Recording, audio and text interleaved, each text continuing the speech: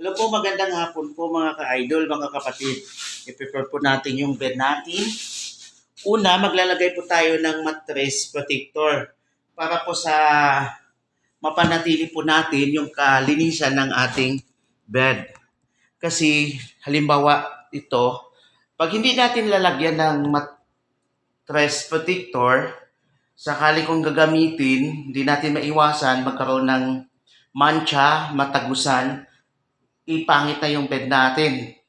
Mahirap na natin ay linisin, mahirap na natin isaayos. Kaya maglalagay tayo ng mattress protector. Ito po siya.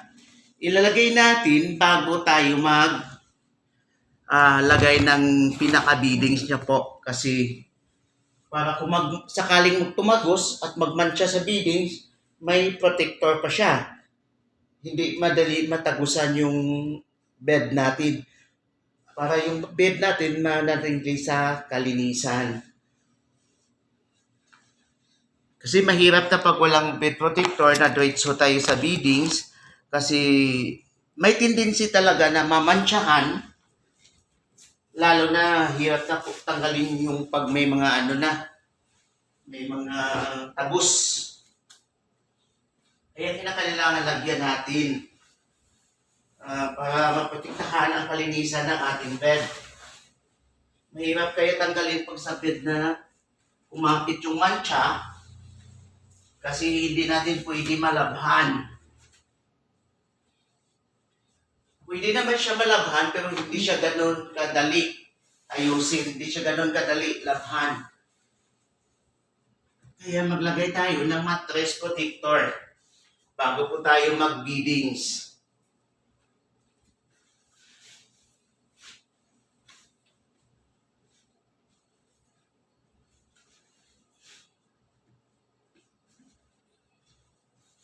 Para mapangalagaan natin ang ating bed. Kasi pag wala ang walang mattress protector, pwede siyang matagusan, pwedeng mamantsa, at pangit na, hirap na tanggalin. Kaya kinakailangan natin yung mattress protector bago natin ilagay yung beadings. O, di ba? Dito tayo sa malaki na bed. Lalagyan din natin ng mattress protector. Para yung bed natin, mapanatili po natin yung kagandahan at kalinisan.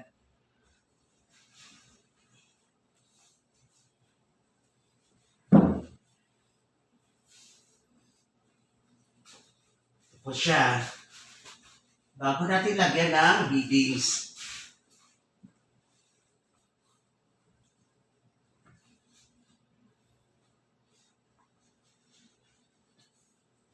Bago tayo maglagay ng beadings, kailangan natin lagyan ng protector. Kasi sakaling hindi siya madaling mamantsahan at saka matagusan. Kasi hirap na linisin. Ito, sa isang kwarto, mayroon po tayong 3 bed. Mayroon tayong 2 single bed at saka mayroon tayong 1 matrimonial bed. Good for 4 po ito. Tapos na natin lagyan ng mattress protector. Makukuha na tayo ng beadings para i-beadings po natin. Unahin po natin, lagyan natin ng ito yung pinaka-beadings niya.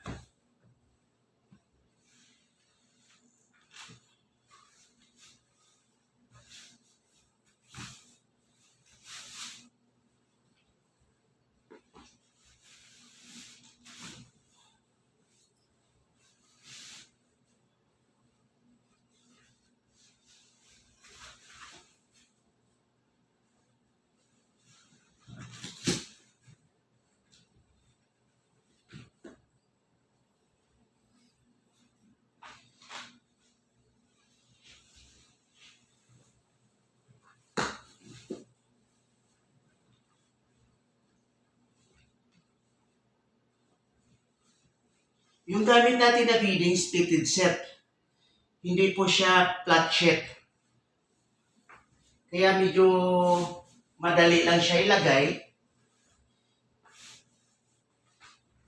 Compare ko sa yung flat sheet.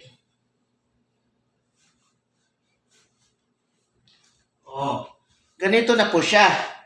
Ilalagyan na lang natin mamaya ng unan at saka blanket at saka towel.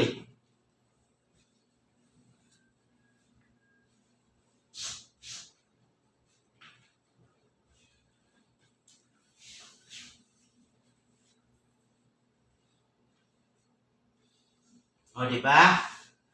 Sakaling siya, hindi siya madali mamantsa yung bed natin kasi doble na.